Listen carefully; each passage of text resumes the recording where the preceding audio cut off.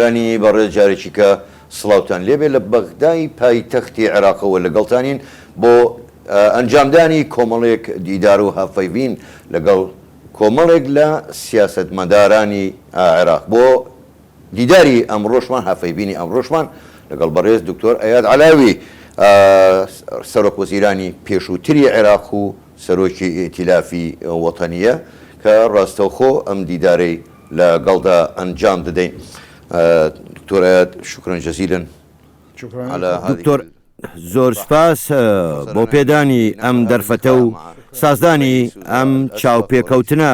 دکتۆر ئەیاد سەرۆک وەزیرانی پێشووتری عێراق و سەرۆکی هاوپەیمەنی وەتەنیە و سیاسێکی شارەزا و ئاگادار لە نهێنیەکانی پرۆسەی سیاسی عێراق زۆر بەکێربێن.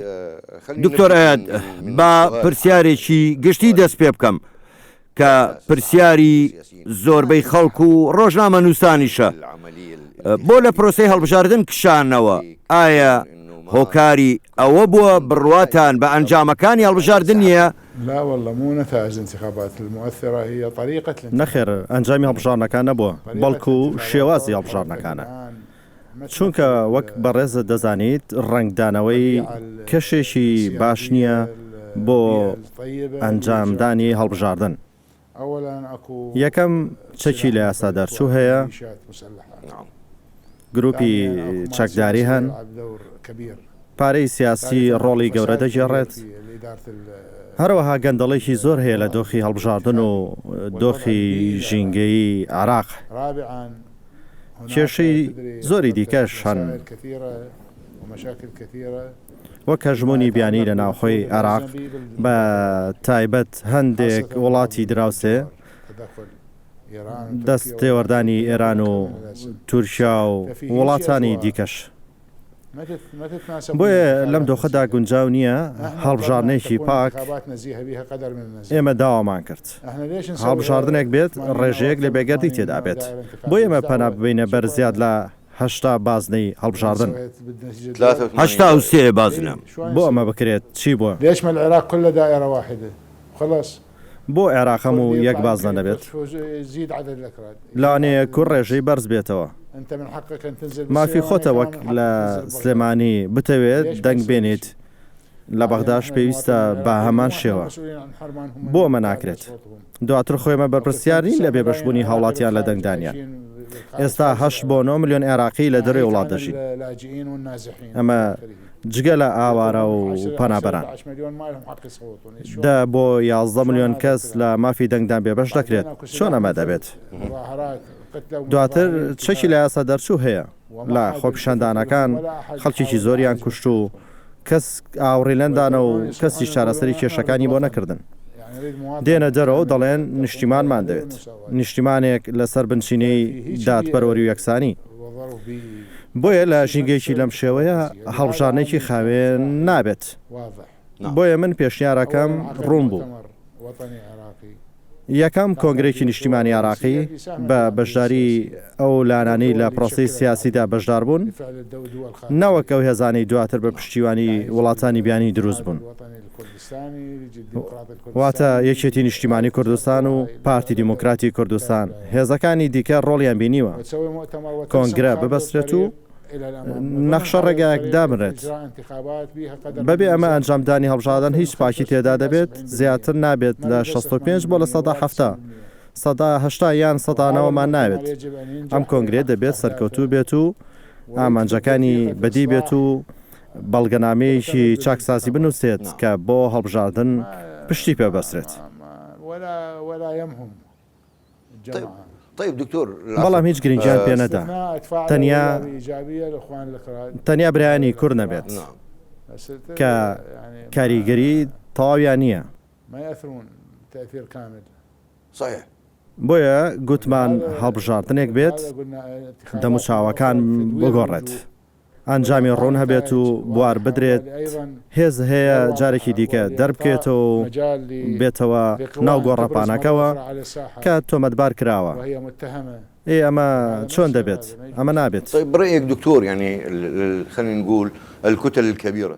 باشە بەڕای تۆ دکتۆر با بڵین فراکسیۆنە گەورەکان ئەنجامی هەڵبژاردن قبول دەکەن؟ هەرگیز ئەگەر لە بەرژەوەندی ئەوان نەبێت نا پێکدادان ڕوونادات بەڵام هەش بەڵام چەکی لە یاسا دەرچووەیە بەڵێ هەیە تدري نقول لك ما قال لي يا سفير الامريكي با پێت بڵێم جارێک باڵێز ئەمریکا چی پێگوتم اذا ما راح تصير انتخابات ئەگەر هەڵبژارنێکی یارێنی نەبێت و ئێمەش چینە دەرەوە ئەوە عێراقدا بەش دەبێت و کۆتایی دێت هەڵدەوەشێتەوە بۆیە نابێت سەرکێشی بە وڵاتەکەمان بکەین غامر ببلدنا بلد لم نكن کە ئێمەی کورد و عەرەب و مەسیحی و عرب سنە و شیعی لە باوەش گرتووە واحد لازم يحترم الاخر دەبێت ڕێز لە یەکتر بگرین بە باشی هەڵسڵ کەوت لەگەڵ یەکتری بکەین چەند ڕۆژێک پێش ئێستا کێشەیەک ڕۆیدا کێشەی قەرز بۆ کوردستان قەرزێک لە حکومەتی عێراقی بۆ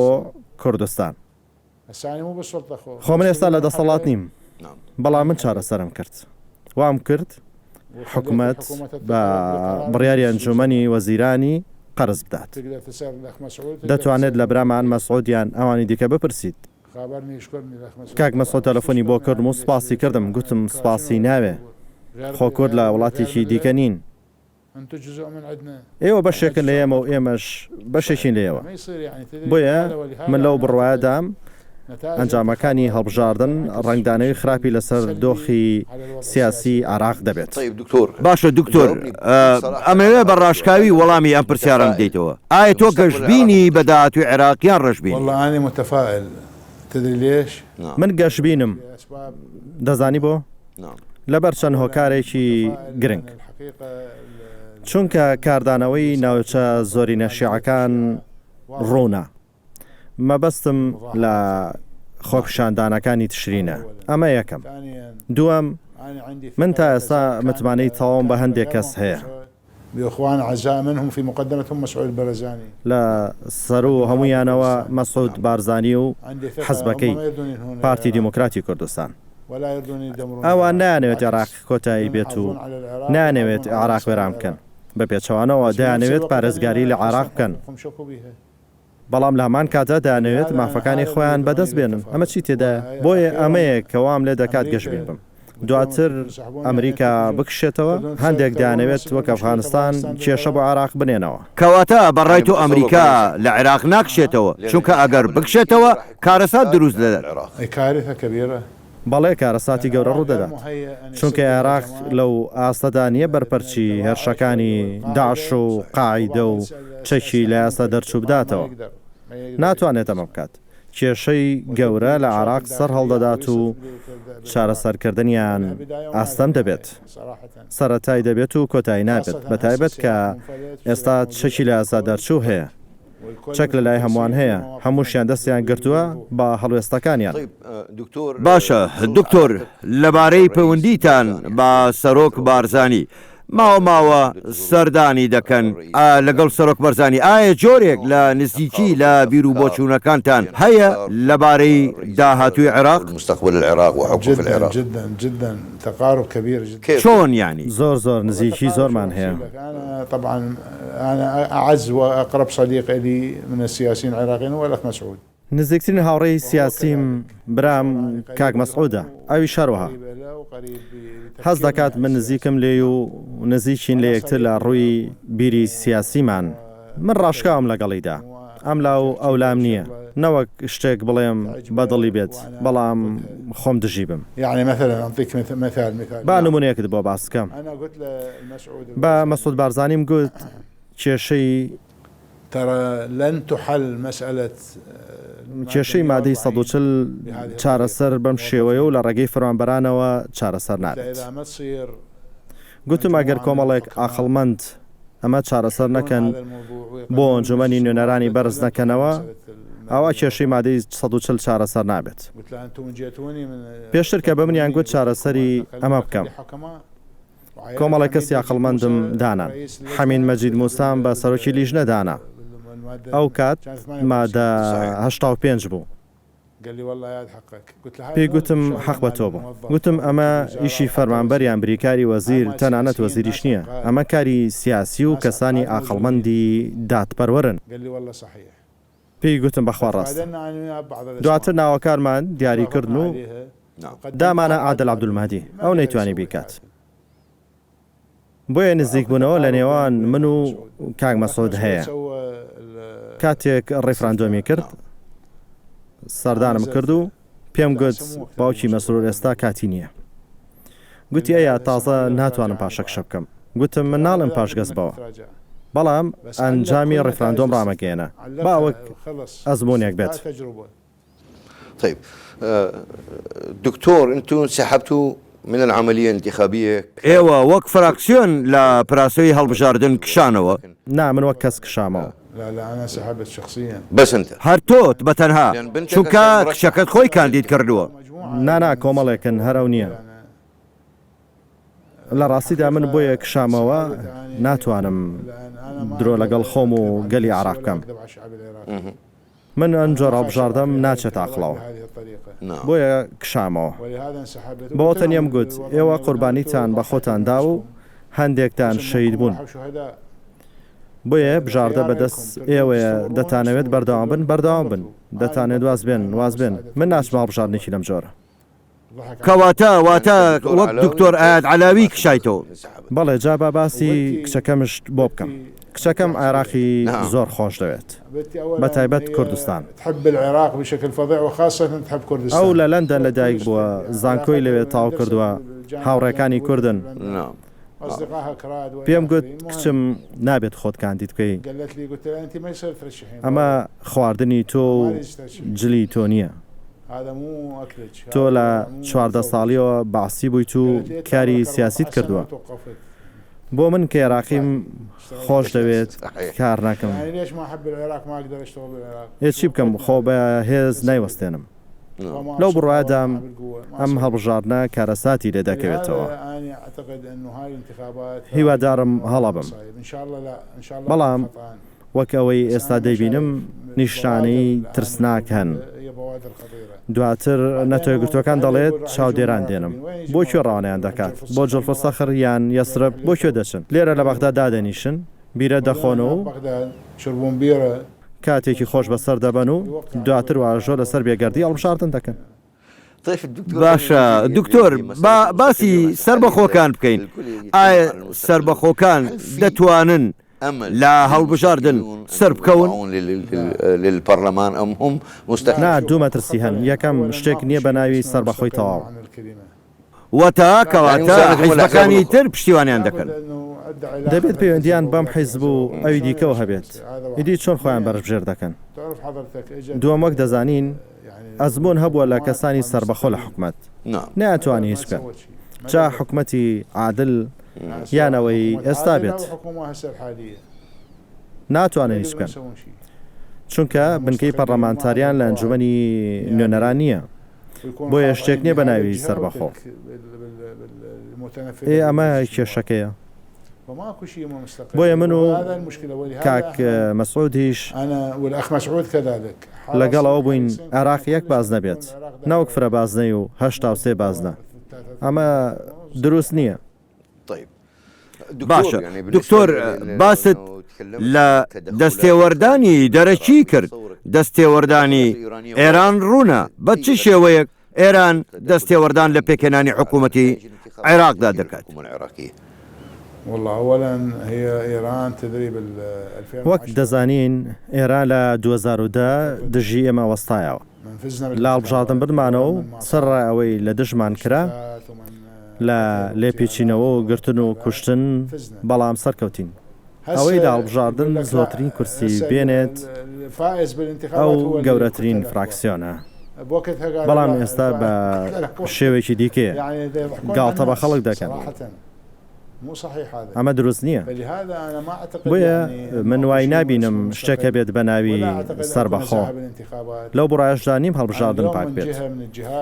ئەمڕۆ دووسێ لایەن لە کووت پارێزگای واست کشانەوە،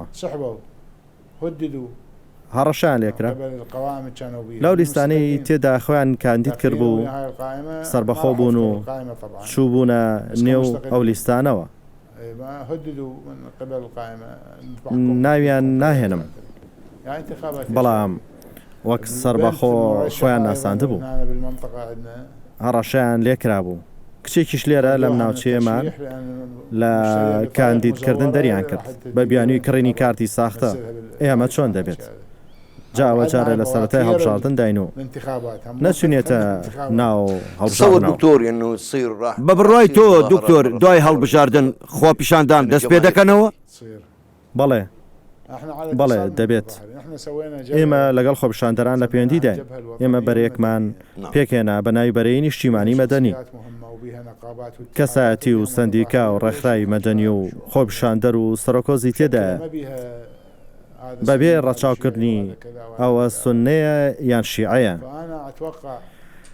بۆیە لەو بڕوایەدام کە هەندێک خۆپیشاندەریش لەگەڵ ئێمن دەست دەکەنەوە بە خۆپیشاندانەکانیان بە تایبەت ئەگەر حکوومەتی نوێ پێک بهێنرێت سزای ئەوانە نەدات کە خەڵکیان کوشتووە کە تەنانەت دەستیان چوە خوێنی ژنانیشەوە بە شەقۆ کوشتیانن.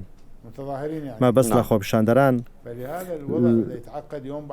بۆیە دۆخەکە ڕۆژ بە ڕۆژ ئاڵۆسەر دەبێت.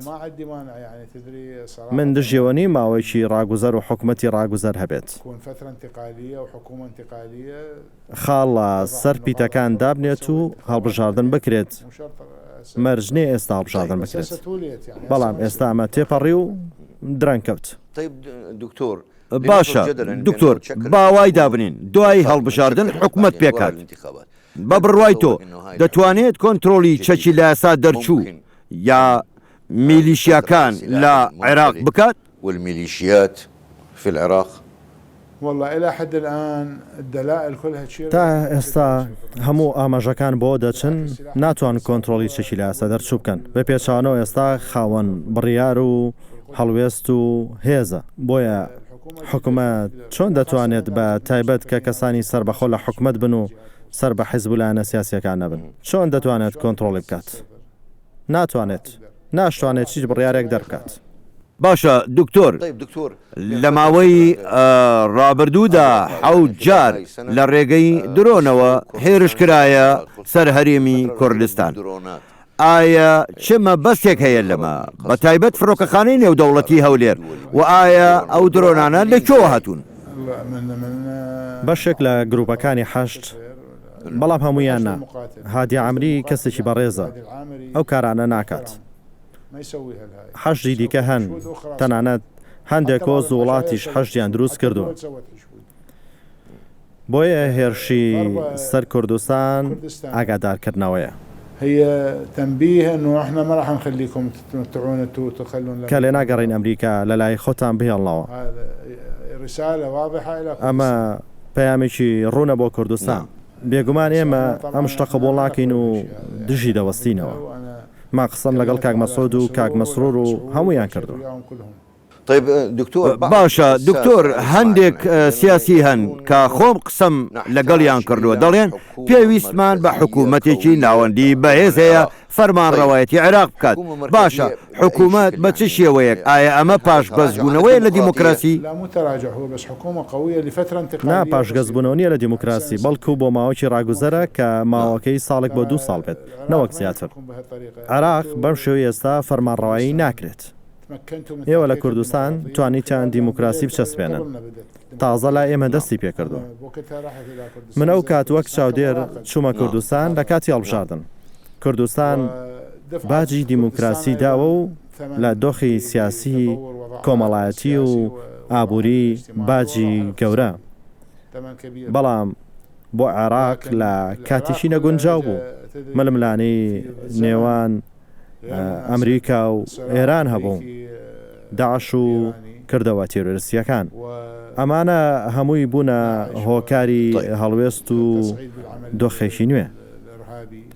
ئەم دۆخە نوێش بە ئاسانی تێناپەڕێت ئەگەر حکوومەتێکی ڕاگوزەر بۆ ماوەیەکی دیاریکراو نێتە بوون بۆ ماوەی ساڵێک ساڵ و نیوێک دواتر هەڵبژاردنێکی پاک ئەنجام بدرێت. ئەمەش دوای پێکێنانی کۆمسیۆنیشی پاک لە دادوەران و کەسانی عاقڵمەند من القضاة بۆ ئەوەی هەوڵ بدەن والحكماء نەخشە ڕێگایەک بۆ هەڵبژاردن دابڕێژن. حاول تخلي خارج الطريق لما يجب عێراقیش لە 50 بازنەوە 80 بازنەوە بکرێتە یەک بازنە و سیستمی هەڵبژاردن بگۆڕێت. ئەمە ئەوەیە کە پێویستە بکرێت. لەم حاڵەتەشدا 170 هەڵبژاردن سەرکەوتوو دەبێت. ئەمە ڕێژەیە بەسە 190 مان ناوێت. يكفي ما نريد 100% ولا نريد 80 ولا 90%. اوكي دكتور اخر سؤال اللي باشە دکتۆر سوار دوا پرسێر چووکە نامانەوێت زیاتر ماندوود بکەین دەمەوێت ئەمەشیان بە ڕاشکاوی وەڵامە بدەیتەوە.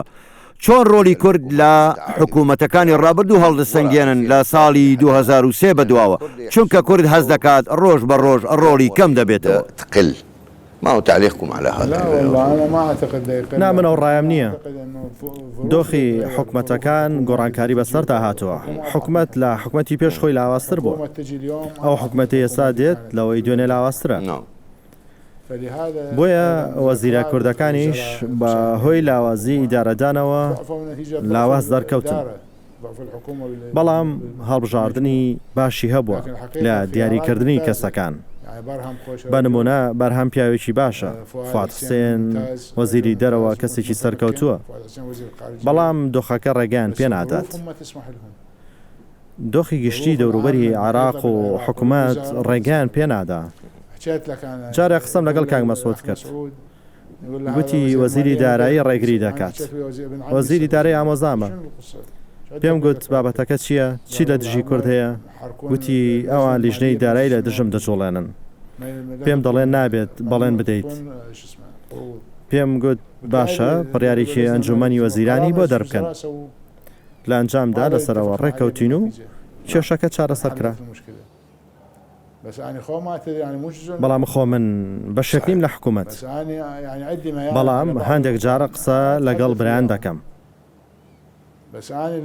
بەڵام نزیکترین کەس لە لای من مەسعود بارزانیە. ئەمە بە برایانەوە ڕاشکاوی دەڵێم. بیرکردنەوەمە نزیکە و وەکیەکیە. تێڕوانینیشمان بۆ کێشەکان نزیکە لە یەکەوە. شكرا دكتور اياد زۆر سپاس دکتۆر ئەیاد عەلاوی سەرۆکوەزیرانی پێشووتری عێراق و سەرۆکی هاوپەیمانی وەتەنیە زۆر سپاس ماندوومان کردیت جێی شانازی بوو بۆ ئێمە کە میوانی کەناڵی کوردستان 24 بوویت. يا اهلا بكم بكم وبقناتكم يا اهلا وسهلا. بەڵێ بەڕێزان بەم جۆرە دیداری ئەمڕۆشتمان هافەی بینی ئەم جارشمان لەگەڵ بەڕێز دکتۆر ئەیاد عەلاوی کۆتایی هات تا دیداری نوێ هافەی بینێکی تر خواتان لەگەڵ.